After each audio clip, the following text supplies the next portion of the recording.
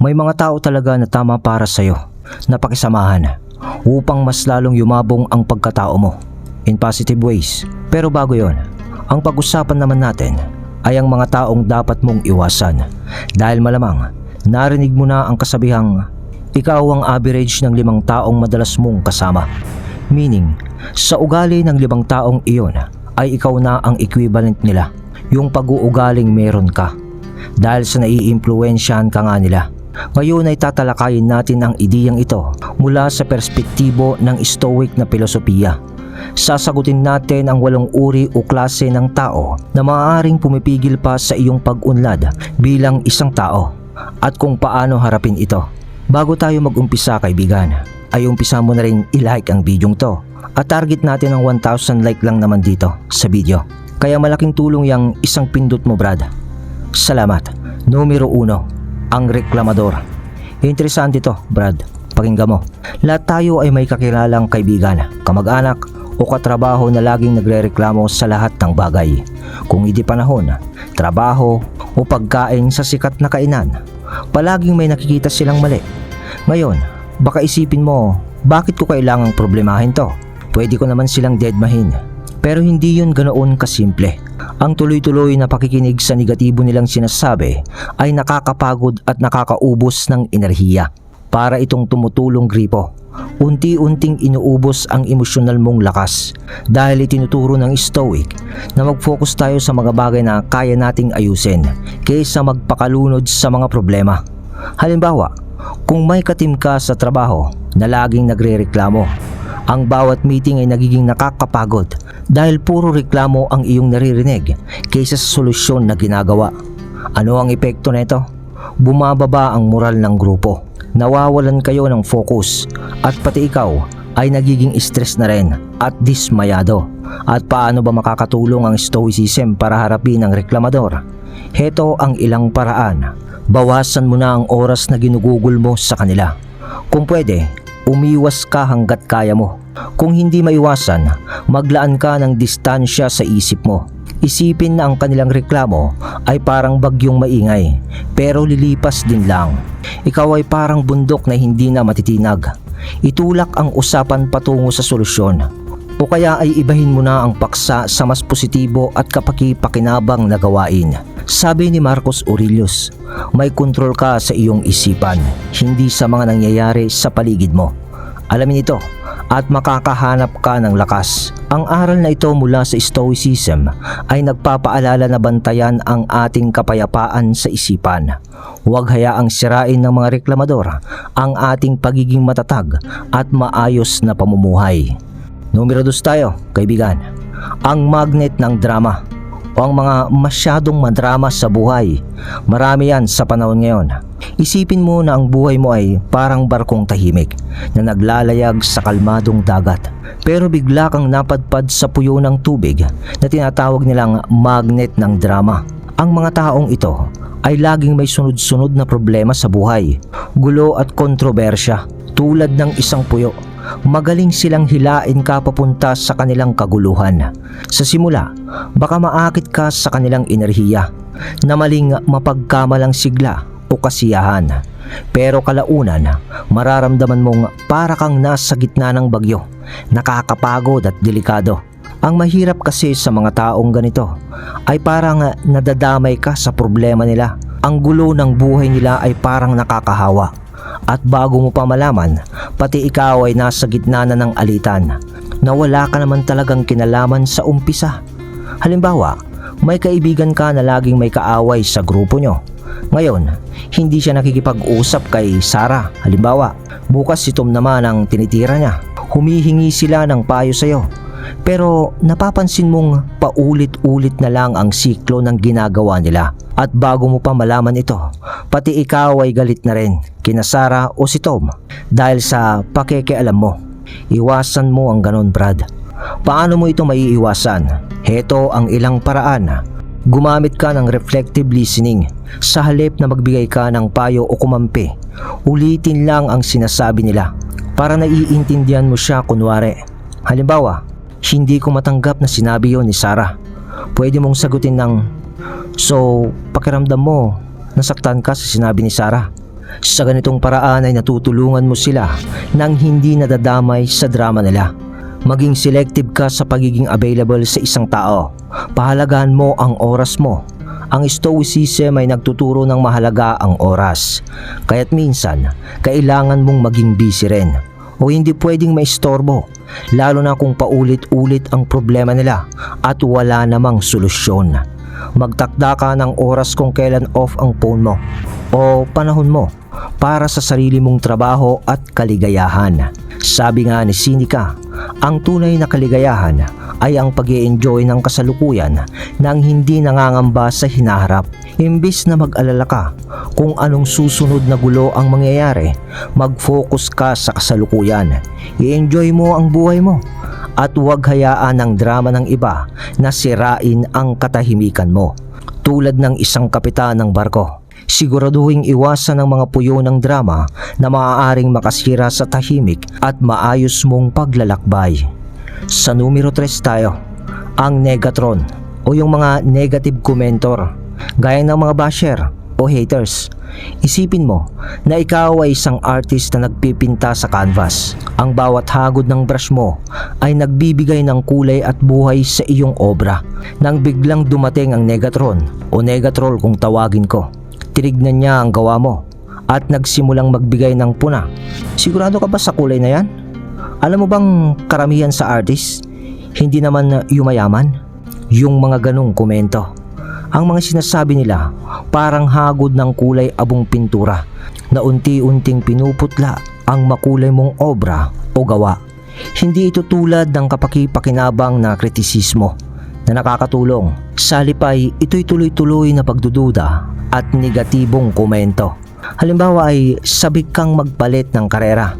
Naghanda ka na, nag-research, nakipag-usap ka na sa mga eksperto sa papasukin mong karera at nag-aral ng mga kurso. Ibinahagi mo ang plano mo sa negatron, pero sa halip na suportahan ka, sasabihin nilang sobrang dami ng kompetisyon. May sapat ka bang kakayahan? Mahirap dyan. Paano kung mabigo ka dyan? Ganon yung mga komento ng mga yan. Sa kalaunan, ang pagdududa nila ay nagiging sarili mo na ring takot. Ang tiwala mo sa sarili ay unti-unting nauubod na parang kandila. Tapos ay nanghihina ka na. Kaya't paano mo haharapin ang ganitong tao? Lalo na kung malapit sila sa'yo. Heto ang ilang paraan. Humingi ng payo, imbes na magbahagi ng plano. Kapag binigyan mo sila ng papel bilang tagapayo, mas malabong atakihin nila ang ideya mo. Halimbawa ay tanungin mo siya ng ano kayang magandang paraan para magtagumpay sa ganitong karera. Sa ganitong paraan, baka mas makatulong pa sila dahil direktang sasagutin nila ang mga tanong mo. Gamitin mo ang teknik ng positive confrontation. Sa halip na tanggapin ang negatibo nila, hamunin mo silang magbigay ng solusyon. Kung sabihin nilang hindi mo kayang magpalit ng trabaho, sagutin mo ng interesting na pananaw. Paano kaya ang tamang paraan para magtagumpay sa bagong karera? May alam ka ba tungkol dito? Ganon ang gawin mo. Kaya mapipilitan na silang mag-isip ng mas positibo. Sabi nga ni Epictetus, meron tayong 2 tenga at 1 bibig para mas marami tayong mapakinggan kaysa magsalita ng magsalita. Ngunit ang pakikinig ay hindi nangangahulugan na tanggapin ang lahat ng negatibo. Ang mahalaga ay piliin kung alin ang makabuluhan at alin ang ingay lang. Kapag sinubukan ng negatron na sirain ang makulay mong obra gamit ang kanilang pagdududa, humakbang ka palayo. Makinig, mag-isip at ituloy ang pagpipinta ng buhay mo gamit ang mga kulay na sumasalamin sa'yo. Huwag hayaang gawing kulay abo ng iba ang iyong obra o ang iyong gawain sa buhay na kung alam mo naman nakapaki-pakinabang sa buhay mo. Sa numero 4 na tayo, mga kaibigan, ang laging biktima. Maganda to. Isipin mo ang buhay mo na parang laro ng chess. Pareho ang mga piraso at ang layunin ng bawat manlalaro ang matalo ang hari ng kalaban. Gumagamit ka ng diskarte, nagsasakripisyo at nagtataya para sa panganib. Pero ang laging mga biktima ay laging sinisisi ang chessboard, ang mga piraso o ang kalaban sa bawat maling galaw nila. Dahil sa paningin nila, palagi silang talo, hindi dahil sa mga maling desisyon nila sa buhay, kundi dahil daw sa mga panlabas na puwersa na gumugulo sa kanila. Yung dinaya sila, parang ganon. Ang kwento nila ay parang walang katapusang drama ng paghihirap, kung saan lagi silang bida na walang magawa sa masamang sitwasyon. Yung mga pabiktim to. Halimbawa, hindi ako ma-promote kasi ayaw sa akin ng boss ko. Hindi ako makapagpapayat kasi minana ko na ang ganitong katawan. Mahalagang tandaan na may mga tao talagang dumadaan sa seryosong pagsubok at sistema ng lipunan na hindi napatas. Pero ang tinutukoy nating biktima ay yung paulit-ulit na ginagamit ang sitwasyon bilang kanilang dahilan para hindi umaksyon o magbago sa sarili nila. Mga victim mindset. Ito yung iiwasan mong tao dahil hindi ka maaaring mahila sa kwento nila na parang ikaw na ang laging tumutulong o sumasalo sa kanila. Halimbawa, meron kang kaibigan na palaging sinisisi ang mga dating karelasyon sa kanilang mga palpak na relasyon. Sa kakapanig mo sa kanila, hindi lang nauubos ang oras mo, kundi baka matutunan mo na rin ang ganitong pag-iisip na parang pabiktim ka na rin. At paano mo haharapin ang mga ganitong tao? Huwag maging tagapagligtas nila. Maaaring gusto mong tulungan sila sa lahat ng oras, pero ayon sa filosofiya ng Stoicism, dapat maglagay ka ng malinaw na hangganan o boundaries para maprotektahan ang sarili mong isipan. Gamitin ang compassionate detachment. Ipakita ang malasakit at pakikinig, pero huwag mong akuhin ang responsibilidad para ayusin ang mga problema nila. Makinig, pero huwag mong gawing trabaho ang palaging pagresolba sa mga issue nila. Sabi nga ni Marcus Aurelius, ang pinakamagandang paghiganti ay ang hindi maging katulad ng gumagawa ng mali sa'yo. Kaya kung nahihila ka sa kwento ng laging biktima, huwag mong hayaang maging ganun ka na rin. Hawakan mo ang sarili mong chessboard. Magpatuloy sa galaw mo. Magsakripisyo kung kinakailangan at maglaro. Hindi para sa paghiganti o awa, kundi para sa personal na pag-unlad at karunungan. Sa numero 5 na tayo, ang toxic positivist. Alam mo yung taong laging parang sikat ng araw ay may baghari na.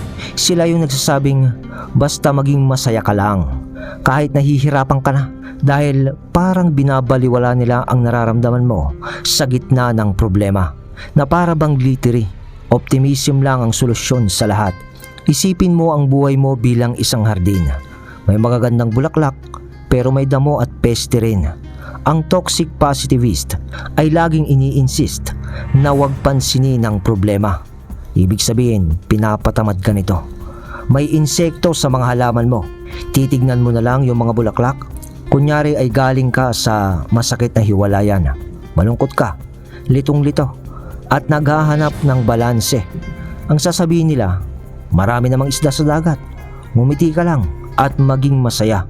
Ang ganitong payo ay para kasing binabaliwala ng iba. Pero ang totoo mong nararamdaman at ang hirap ng mga pagsubok sa buhay ay hindi mo naman matatakasan. Kaya't pag-usapan ng parehong liwanag at dilim.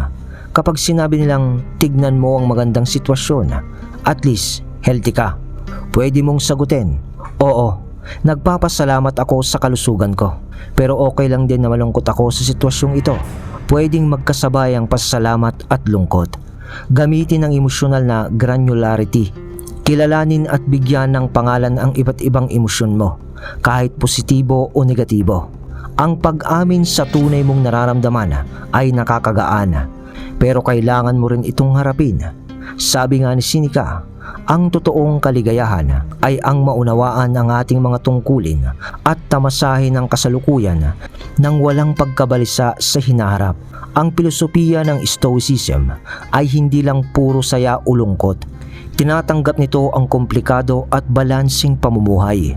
Kaya sa susunod na mag-sprinkle ng confetti ang toxic positivist sa hardin mo, humakbang ka palayo. Alalahaning kailangan ng hardin ng parehong sikat ng araw at ang ulan para yumabong. Yakapin ang lahat ng emosyon mo at patuloy mo itong kontrolin para sa ikabubuti ng iyong hardin. Sa numero 6 na tayo. Interesante ito. ang manipulator. Isipin mo ang buhay mo bilang isang pelikula. Ikaw ang bida at alam mo kung paano tatakbo ang kwento mo. Pero saan magkakaroon ng twist? Sino ang kakampi mo? At ano ang magiging katapusan nito? Tapos ay dito na biglang dumating ang manipulator. Parang shadowy producer na palihim na binabago ang script ng buhay mo. At ang matindi dito ay di mo namamalayan. Iba na pala ang takbo ng kwento mo at hindi mo na kontrolado ang direksyon nito. Ang manipulator ay magaling sa emosyonal at psychological na paggalaw. Gumagamit sila ng mga papuri, guilt trips o minsan pa'y pandilin lang para dalhin ka sa direksyong makakabuti para sa kanila. Dark psychology kasi ito. Ginagamitan nila ng tuso ng utak. Halimbawa, meron kang kaibigan laging nagpapalusot para ikaw ang magbayad ng dinner. Sasabihin nilang, alam mo, hirap talagang pamilya ko ngayong buwan. Ang yaman-yaman mo naman eh. Malit lang naman na bayaran yan para sa'yo. Sobrang laking bagay na sa akin yan. Kung narinig mo na ang linyahang yon, sa simula, mukhang okay lang sa pagpapalibre ito. Pero sa pagtagal, mapapansin mong inaabuso na ang kabaitan mo. Pero nahihiya kang sitahin kasi pinapalabas nila na parang tulong ito sa isang nangangailangan. Yun bang binibuild ka nila pero pinapakinabangan ka nila kaya ganun. Kaya't papaano haharapin ng manipulator? Gamitin ang fogging. Sang-ayunan mo na may katotohanan ang sinasabi nila pero wag kang padadala sa emosyonal na pilit nila.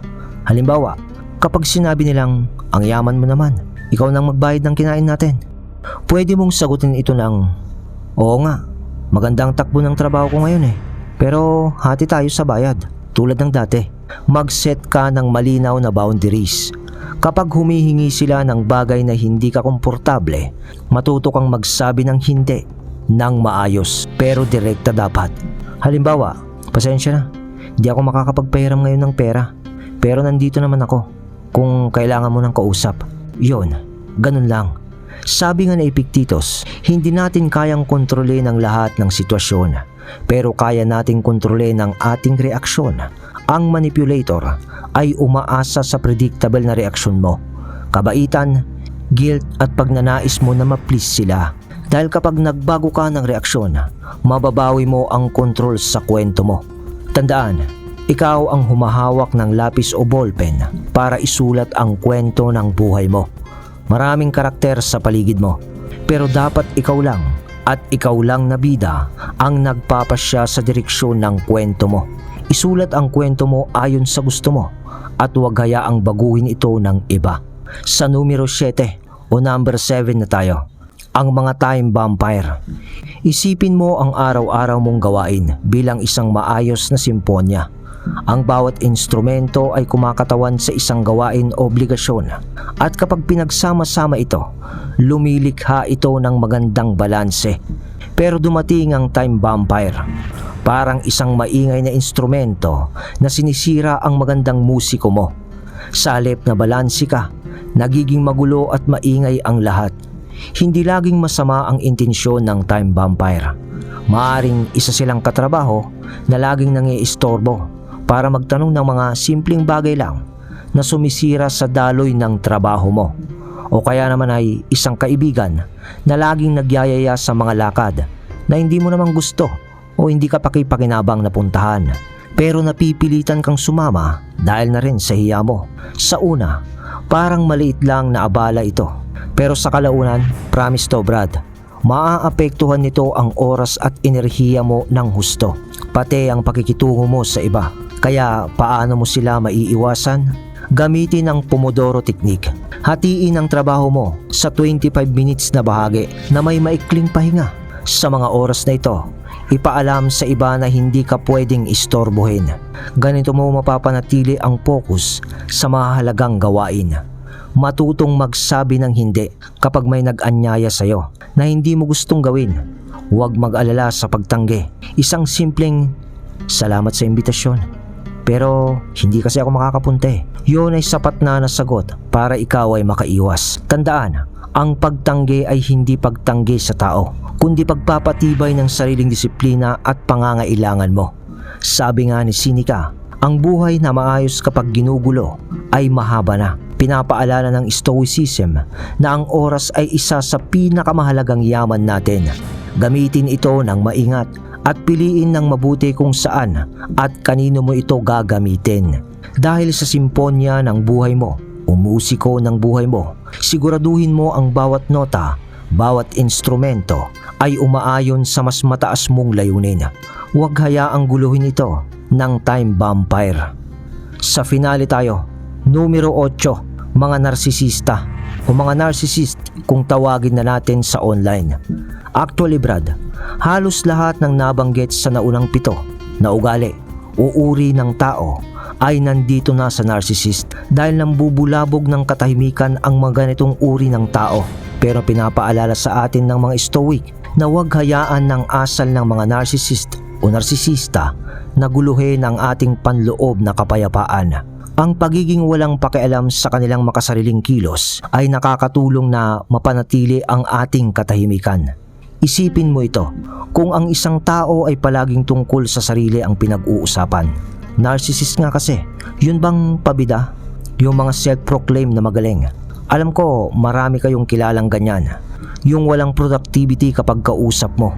Wala ka man lang malaman na kapaki-pakinaban na impormasyon sa kanya. Kasi nga, ang lagi niyang binibida ay ang sarili niya. At bihira nitong isaalang-alang ang iba. Mahirap silang pagkatiwalaan. Dahil ang focus nila ay laging sa sarili nilang pangangailangan at kapakanan. Ang pagtitiwala sa isang narcissist o narsisista ay mapanganib. Pinapahalagaan nila ang kanilang sariling imahe ng higit sa lahat. Kahit na may masaktan pa silang iba, ang labis na paghahangad nila ng paghanga ay maaaring magtulak sa kanila na gumawa ng kahit ano para mapanatili ang kanilang magandang imahe. At sila rin ang mga tipo ng tao na madaling ibintang ang sarili nilang pagkakamali. Kaya mag-ingat sa mga taong sobra kong magbuhat ng sariling bangko at pilit na ipinipilit ang kanilang opinyon nang hindi nakikinig na sa iba. At alam mo kung ano pa ang mga narcissist? Sila rin yung mga chismosa o mahilig magkalat ng fake news. Pero ang mga Stoic ay nagtuturo na huwag bigyan ng labis na halaga ang opinyon ng iba. Dahil kung ang isang tao ay madaling magbahagi ng sikreto o magkalat ng chismis tungkol sa iba, malamang ay ginagawa din nila ito sa iyo. Ang pagtitiwala sa ganitong tao ay isang pagkakamali. Kaya iwasan mo na lang sila dahil ang layunin nila ay aliwin ang sarili nila na hindi iniisip ang masamang mangyayari sa susunod. Ang susi dito ay ang pagiging maingat, mapanuri at matatag sa ating mga hangarin o prinsipyo sa buhay. Hindi naman kasi natin basta-basta maiiwasan ang mga ganitong tao dahil tao nga tayo, Brad, kaibigan. Nabubuhay lang tayo na magkakasama sa iisang mundo. Pero ang mensahe ko lang, Brad, bilang kaibigan mo, hanggat may pagkakataon ka para maiwasan ng mga taong ito, gawin mo para di masayang ang oras mo. Yun lang naman, kaibigan. Mag-subscribe ka sa channel natin. Ako si Mark. Nice to meet you. Ako ang inyong narrator. Salamat.